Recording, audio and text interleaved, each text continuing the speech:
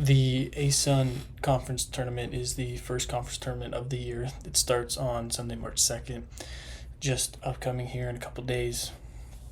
And this is the bracket here. In the first round, obviously, we have Central Arkansas and Stetson, which that is obviously hosted by Lipscomb, who is the 1 seed. So those two will play at Lipscomb. And then the 8 and 7 play, which is North Florida and Austin Peay. And then they'll play at North Alabama. And the winner will play North Alabama, and the winner of Stetson Central Arkansas will play at Lipscomb. Now, I think that it's kind of a 3-team race, and the heavy favorites are Lipscomb and then North Alabama. Those two teams are much better than the rest of the conference by far. And I think that if you wanted to pick a sleeper team, you would go after it and go after Eastern Kentucky. I think that is definitely a team, when healthy, can definitely win this conference. And for the number 1 seed, Lipscomb, one of these very concerning things for them is that they lost to North Alabama on the road at North Alabama, and then they lost to Eastern Kentucky twice. So, like, kind of the teams that I believe all have a shot. Lipscomb is 1-3 against those teams. So that is kind of like a concerning thing to look at for Lipscomb. They have 4 starters that all average double-digit points, and that is led by Jacob Ognasevich, who averages 20 points a game and 8 rebounds, as well as Will Pruitt, Gyasi Powell, and Joe Anderson. All of those players all average double digits. Now, they did lose Dylan Faulkner to injury, and he was also averaging double digits, but so outside of, and they're very, very small outside of Charlie Williams and Jacob Ognasevich. They are very, very small. They don't have a ton of length on them, and they don't get a ton of offensive rebounds. But another great thing to point out for them is that they don't turn the ball over a lot, and I think that's a big thing come March, is that if you turn the ball over, you're not going to succeed. And if they're not going to turn the ball over, I think they have a really good chance here. But the problem is that they do end up with possibly either Jacksonville or Eastern Kentucky in the second round, and I think that Eastern Kentucky definitely could give them a game, but if they can play the way that they have most of the year, then I think that they have a really good shot at winning this conference.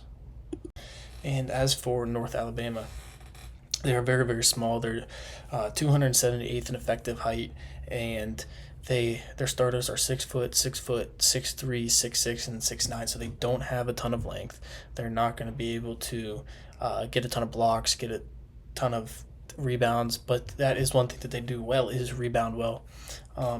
They're very, very good offensively, led by Jakari Lane, who averages about 17 points a game on 40% shooting.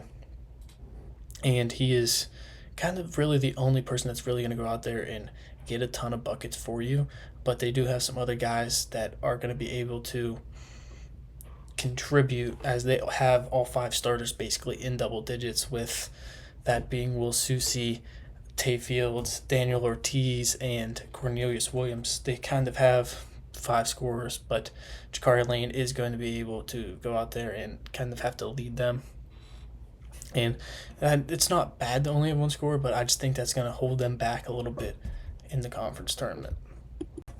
And the reason that I have Eastern Kentucky as kind of a sleeper is the reason that they had fallen a little bit is because they did lose their leading scorer, their best player overall, in George Kimball, who averaged 18 points a game this year. But in the games that he's missed, they've gone 4-2. Now, they had a bad loss at Bellarmine, and then they lost to Jacksonville at Jacksonville, where they do play their first-round matchup at. So I think that this is a team where if the players that are obviously going to be playing can come together and kind of play and replace what George Kimball was giving them all year, I think that they are definitely a team that is going to be able to kind of worry some teams, give some teams the fits if they end up making it there. And now they really only have that one other scorer in Devontae Blanton, and had they had George Kimball, this team would definitely be a favorite, but because he's going to miss the rest of the year with his knee injury, I believe that this team is kind of a sleeper, in my opinion.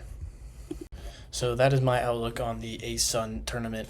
I think that it's going to really come down to Lipscomb and North Alabama, but Eastern Kentucky definitely is going to be a team to watch out for that could definitely wind up ruining these other teams' seasons and making the NCAA tournament with that auto bid.